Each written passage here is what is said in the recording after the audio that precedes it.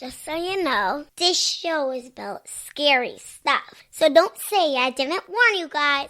And remember, don't be scared.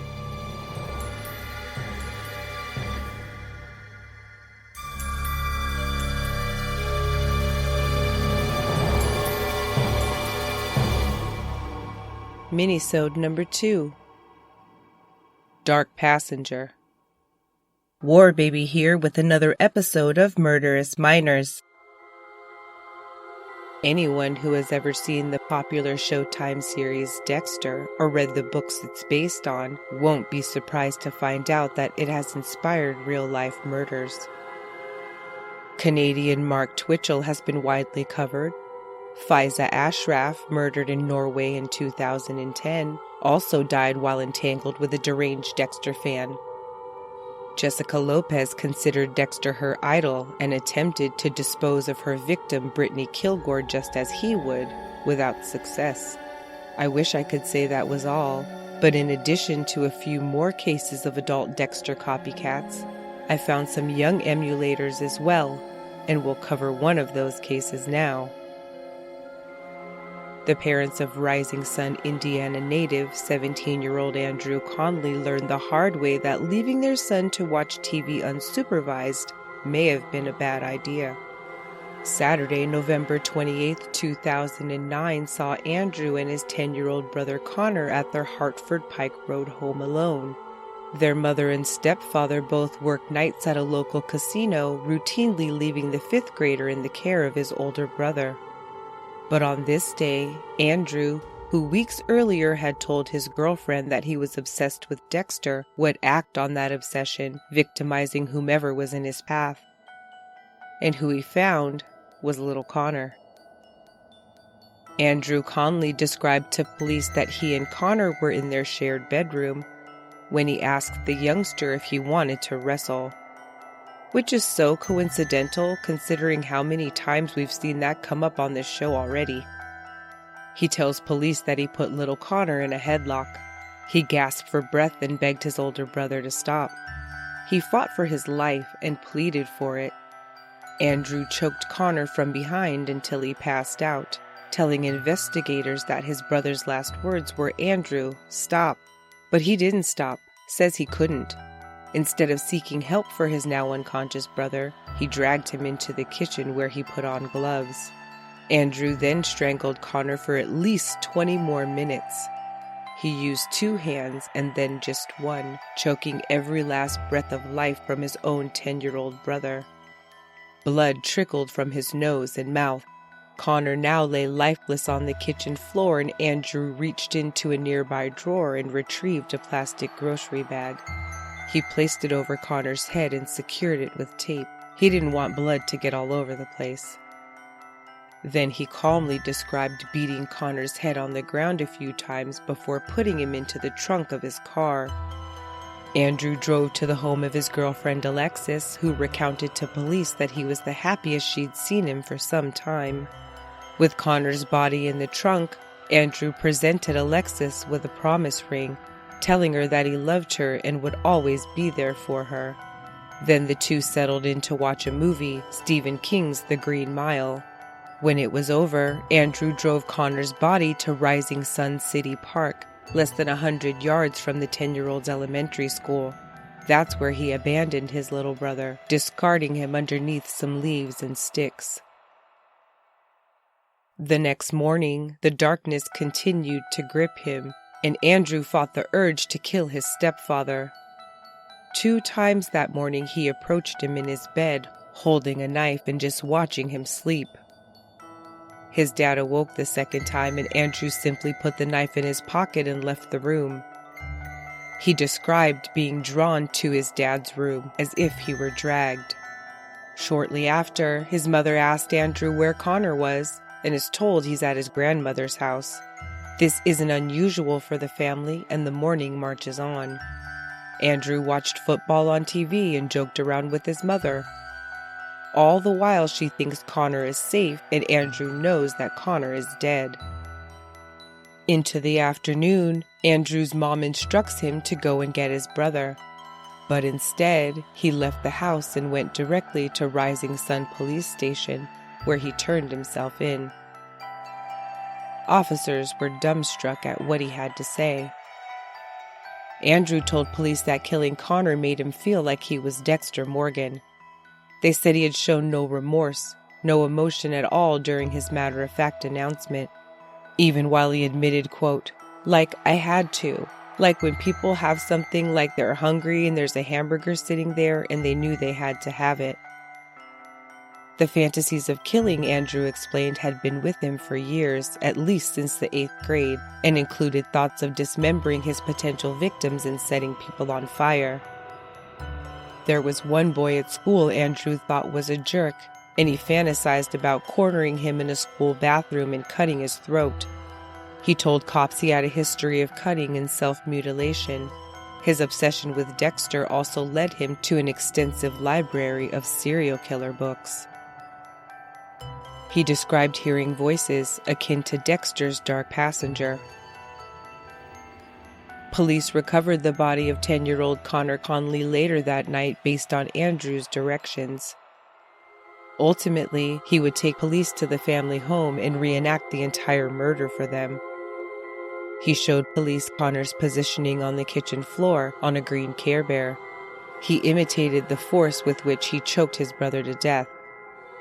Andrew often referred to himself as a monster throughout his police interview, telling them that whatever punishment he ultimately receives, he deserves. He believed that he should and would rot in jail for the remainder of his life. Throughout the Midwest, the case drew comparisons to the murder of 9-year-old Elizabeth Olten by Alyssa Bustamante just a month and a half prior in Missouri. As you'll recall, we covered this case on the Prozac defense episode. She too was an admitted teenage cutter who killed to satisfy a craving, just to see how it would feel. Being 17 at the time of the murder, Andrew was charged and tried as an adult but was ineligible to receive the death penalty.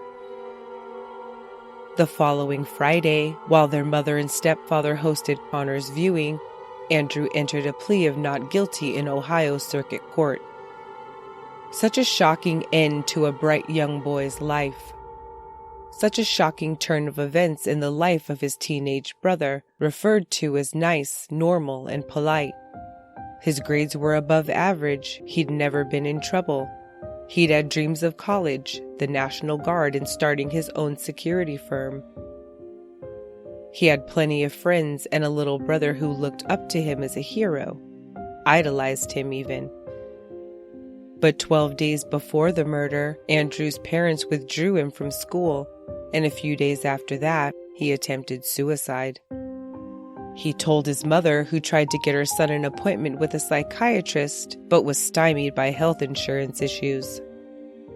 Once in custody and subject to psychological screenings and evaluations, Andrew made mention of stresses in his earlier childhood, which he felt could have negatively impacted him mentally.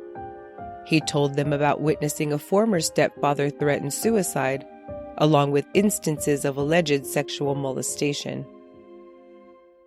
On the day his trial was set to begin, Andrew Conley changed his plea to guilty, against the advice of his defense counsel. Charged as an adult, he faced a sentence of 45 years to life in prison. Trial had become a sentencing hearing and testimony commenced.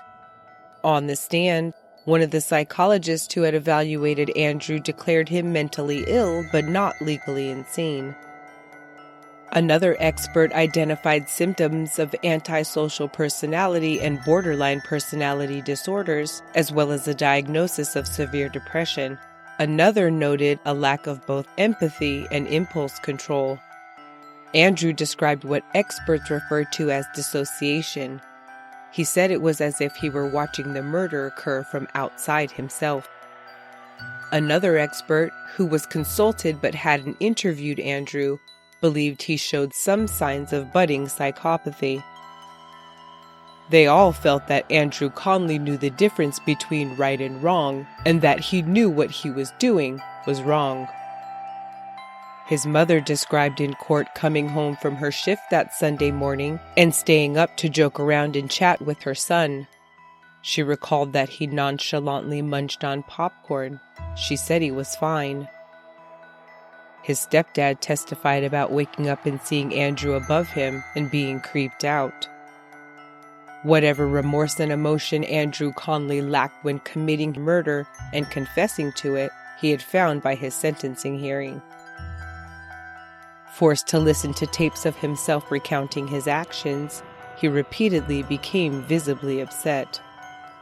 The court refused to let him leave as he needed to be present for all testimony, and the judge called for recess twice to give Andrew time to compose himself.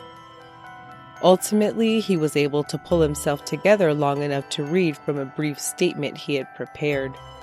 I would like to start by saying that I am very sorry for murdering my little brother, and I will never forget him and how much he meant to me and how much he meant to so many people.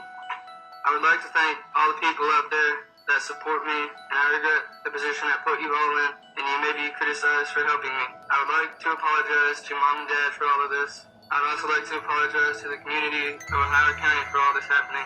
I still have no idea why this happened, but I really wish that I did. I go to sleep every night, and I wake up every morning, and I wish I could change what happened. The punishment that I get from Your Honor will be just and fair, and I will accept wholeheartedly the punishment I am given and deserve. On October 17, 2010, 18-year-old Andrew Conley was sentenced to life in prison without the possibility of parole.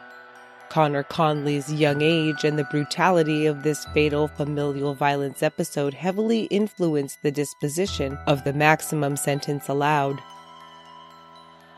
In 2012, Andrew Conley's LWOP sentence was upheld by the Indiana Supreme Court on appeal. Even though the U.S. Supreme Court had just deemed mandatory LWOP sentences unconstitutional for juveniles, it can still be meted out on a case-by-case basis.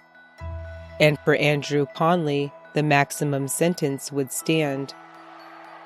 In 2013, Andrew's defense attorney filed a motion for post-conviction relief, but it wasn't until December of 2018 that he had a new day in court. The difference this time would be that Andrew's mother was on his side, unlike a decade ago. Now that her son was 27, she felt that she would like the opportunity for at least one of her children to have a future. The petition said in part, quote, Bridget Conley, the mother of Andrew, is also the mother of Connor and is therefore considered the victim in this case. She has a right to be heard at Conley's evidentiary hearing as to her position on his sentence. She will tell the court that she has changed her position on Conley's sentence and she wants him resentenced to a term of years. I can tell you this, Andrew Conley's inmate information still lists his sentence as life without parole. I couldn't find any reports past his hearing. This leads me to believe that the petition was unsuccessful. In a 2012 TV interview, Andrew recanted some of the damning statements he had made as a youngster regarding Dexter's influence over him, saying, quote, Dexter was just a TV show I watched. The only thing I felt like Dexter was that I felt alone. I felt like nobody wanted me, even though I had friends and I had family. I just felt like I wasn't any good to anyone. He went on to describe that night, saying, quote, I didn't bury him, I just said goodbye. I put a few sticks over him, not too many. That was my own burial for him. I told him he will get justice. Andrew described seeing his mother at the police station, saying, quote, When my mom showed up, the police had to hold her back trying to get at me. She said both her kids were dead. She was crying and I was crying. She kept yelling, why? And I didn't have an answer. The show also interviewed one of the experts who testified about evaluating Andrew, saying, quote, I'll never forget the day I sat there with him and he looked at me and he said, Do you think you could get me the death penalty? Andrew told his interviewer during the show that he's going to hell and deserves to be. In 2016, Andrew was participating in the Cat Sanctuary program at Pendleton Correctional Facility. He talked about missing his family pets from childhood and about how the cats have a calming effect on him. Taking part in this program has been a motivator he said helps keep him out of trouble. In January of 2000,